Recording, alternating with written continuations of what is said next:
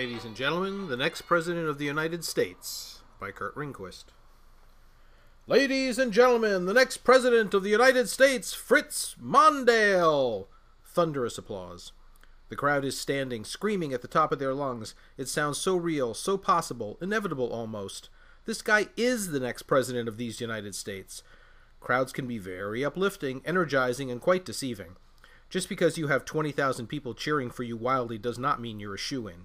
The fact is, those may be the only 20,000 people in the country who are planning to vote for you. This was almost the case with Fritz Mondale. One time, back when he was amusing, Don Imus was making fun of hockey in general and the New York Rangers in particular, asking his sports guy, "Why do you even bother to report hockey scores? Nobody cares about hockey." Sports guy replied that Madison Square Garden was sold out for every single Rangers game. And Imus shot back, "Right, there are 18,000 hockey fans in New York and all 18,000 go to every game." There is some truth to this. Every 4 years we vote for president. Some years it's close. Some years it's not so close, but still close enough to be interesting. Some years it's just too close for normal vote counting to be relied upon, and you get situations like Bush-Gore in 2000, where another organ of government, like the Supreme Court or Congress, has to be brought in to decide things, and the one who loses feels, justifiably, that he, or someday she, was robbed. Just ask Al Gore, Samuel Tilden, or Andrew Jackson. At least Jackson got to be president the next time around, unlike Al or Sam. Sometimes there is no contest and the whole enterprise has the feeling of a big formality, waste of time, farce, or what have you. This is what happened to Fritz Mondale. Nobody was going to beat Ronald Reagan for re-election in 1984. If they could have dug up Franklin Roosevelt, the Democrats could not have won that election. Same thing with Bill Clinton in 1996. Bob Dole might just as well have stayed home and not embarrassed himself by being photographed walking down the beach in a white Hanes t-shirt in an attempt to look like a regular Joe. Clinton was a lock, and the Republicans could just go pound salt. A truly bizarre expression that I'm too lazy to look up the origin of, but not too lazy to use. Candidates who can't possibly win an election fall into two categories. Major party candidates who are running against an incredibly popular sitting president, or third, fourth, fifth, sixth, or so on party candidates who are just in it for, well, why are they in it anyway? To prove a point? To spend millions of dollars of their and other people's money for no good reason? To be on TV a lot? To be embarrassingly excluded from the presidential debates? To get chicks?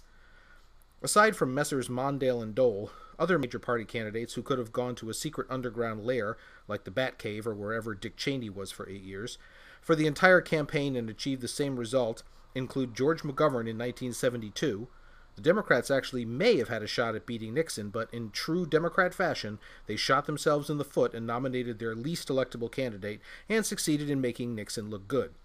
McGovern won a total of one state, Massachusetts, and Nixon promptly punished the citizens of the Commonwealth by closing military bases. Barry Goldwater in 1964, nobody was going to beat pre-Vietnam Lyndon Johnson, so the Republicans could have nominated the janitor who swept up after the convention and achieved the same result. Alf Landon in 1936, running against Franklin Roosevelt was never a good idea, and 1936 was the absolute worst time to try it. Landon won a grand total of 2 states, Maine and Vermont. What is it with New England? But there's no record of FDR punishing them. It would be more his style to send them a nice consolation gift like a hydroelectric dam, although those are so hard to wrap. Not exactly fitting into this, or the other, category of presidential losers, that sounds so harsh, let's call them defeatees, is poor William Howard Taft, the heaviest man ever to make the floors creak in the Oval Office. In 1912, Taft was the president. He should have had the advantage, the momentum, the mojo, the upper hand. Nope. Unfortunately for Taft, his unbelievably popular presidential predecessor, Teddy Roosevelt, decided he would like that cool job back, thank you very much, and launched the most successful third-party candidacy this country has ever seen, or may well ever see.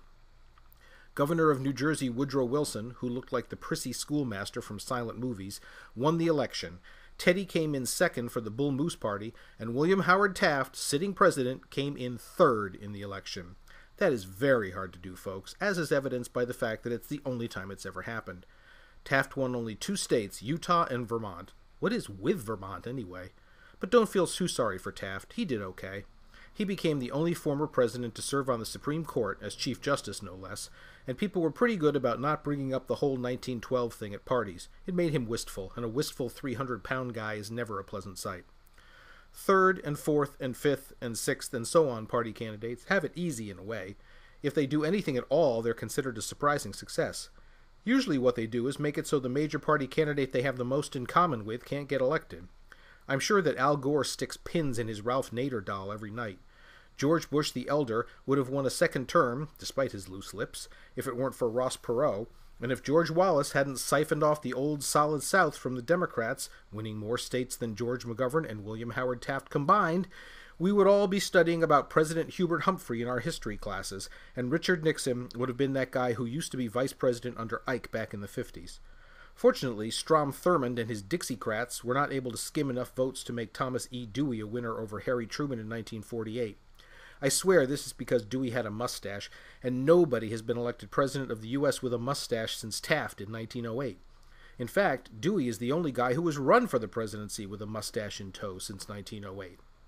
Well, the only major party candidate anyway. When you get down to these other guys and gals, who knows? There are so many to keep track of. What do these people have in common? Chuck Baldwin, Cynthia McKinney, Bob Barr, Ralph Nader, Charles J., Frank McEnulty, Gloria La Riva, Gene Amundsen, Ted Wheel, Brian Moore, Roger Calero, Alan Keyes, and Joe Schreiner. You may have guessed from the 3 or 4 recognizable names that they were all candidates on the ballot of at least some states for the 2008 presidential election. There are 13 of them. Add on Barack Obama, he won, remember, and John McCain, and you get a whopping total of 15 people out there running for president. Since Obama and McCain received 98.6% of the popular vote, see, they should have run together, they'd have been a cinch. That means the other 13 candidates split 1.4% of the vote, or just a hair more than 0.1% apiece. Actually, the first 4 on the list got almost all of that 1.4%, but let's let the other 9 feel a little better, shall we? And what were the parties involved? Funny you should ask. They were the Constitution Party, because Declaration of Independence Party won't fit on a bumper sticker. The Green Party, basic bold colors were in that year. The Libertarian Party, because the "we're running for government to eliminate government" party sounds a little silly. The Independent Party, a nice meaningless name. The Boston Tea Party, because they like to dress as Native Americans and throw dried beverage fixings in the water. The New American Independent Party, not to be confused with the Old American Independent Party, which just sat around and complained about the price of a loaf of bread. The Party for Socialism and Liberation, there's a name guaranteed to scare 95% of the electorate. The Prohibition Party, because that worked so well the first time around. The Reform Party, more reform schools. The Socialist Party, because Eugene V. Debs will haunt us if they don't run somebody every 4 years. And the Socialist Workers' Party, because you can't say communist even in 2008. But wait, you may say, and well you may. There are 2 more candidates than there are parties. Why? Because Alan Keyes and Joe Schreiner couldn't even be bothered to think up a party name. They just ran as independent. I mean, really, you couldn't think of something? You were too busy courting your 11 supporters to think of a name?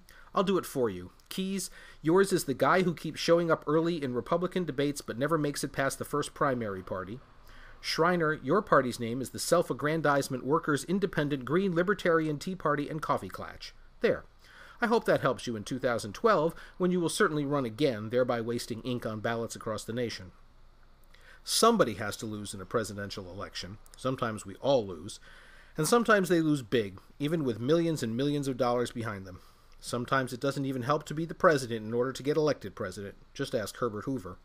And men and women will run for president under any banner or no banner at all, just because they can and they don't have a regular job. In this great country of ours, any man or woman can grow up not to become president. And by the way, Fritz Mondale also never had a chance because of the nickname Fritz. We might elect a guy named Barack just to cut down on the white guys named George, but Fritz ain't gonna happen. Presidents do not have funny nicknames. Newt Gingrich, please take note.